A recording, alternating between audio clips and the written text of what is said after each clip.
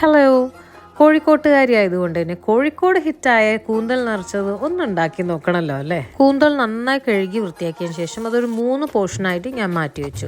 പിന്നെ തക്കാളി ഒരു ഭാഗം ഞാൻ എടുത്തിട്ടുള്ളൂ, അതൊന്ന് പേസ്റ്റാക്കി വെച്ചു. കോളേജിൽ പഠിക്കുന്ന കാലത്ത് ഞാൻ ലക്ഷ്മി നായരുടെ മാജിക് അവനും അതുപോലെ തന്നെ സോണി ടി വിയിൽ ഉണ്ടായിരുന്ന ഒരു തർല ദലാലിൻ്റെ കുക്കിംഗ് ഷോ കാണുമായിരുന്നു കേട്ടോ. ഞാനത് ഇപ്പോഴാണ് ഓർക്കുന്നത്, ഞാൻ പണ്ട് ഇത് വേറൊരു തരത്തിൽ ഉണ്ടാക്കിയിട്ടുണ്ടല്ലോ എന്നുള്ളത്. ഇതിൻ്റെ ഫില്ലിങ്ങിന് പകരം ഞാൻ അന്ന് ഉപയോഗിച്ചിരുന്നത് നത്തോലിയായിരുന്നു. അതും ഈ തേങ്ങയൊക്കെ ഇട്ട് പക്ഷെ പച്ചമുളക് ഇട്ടിട്ടായിരുന്നു. അങ്ങനെ ഫ്രൈ ചെയ്തിട്ടൊന്നും എടുത്തിട്ടില്ല എന്നായത് എൻ്റെ ഒരു ഓർമ്മ. ഈ കൂന്തൽ നിറച്ചത് ഇത്ര ടേസ്റ്റി ആവാനുള്ള കാരണം തന്നെ ഈ ഒരു ഗ്രേവി മസാലയിൽ കിടന്ന് അത് ഫ്രൈ ചെയ്ത് നന്നായിട്ട് ആ മസാല കോട്ടഡായി വരുന്നതുകൊണ്ട് തന്നെയാണ്. സീ ഫുഡ് ഒരുപാട് ഇഷ്ടമുള്ള ഒരാളായതുകൊണ്ട് തന്നെ ഞാൻ പ്രത്യേകിച്ചൊന്നും ഇനി ഇതിനെ പറ്റി പറയുന്നില്ല. അപ്പം ട്രൈ ചെയ്യാത്തവർ ഇതൊന്ന് ട്രൈ ചെയ്ത് നോക്കൂ, അടിപൊളിയാണ്. അപ്പോൾ be happy and enjoy your life.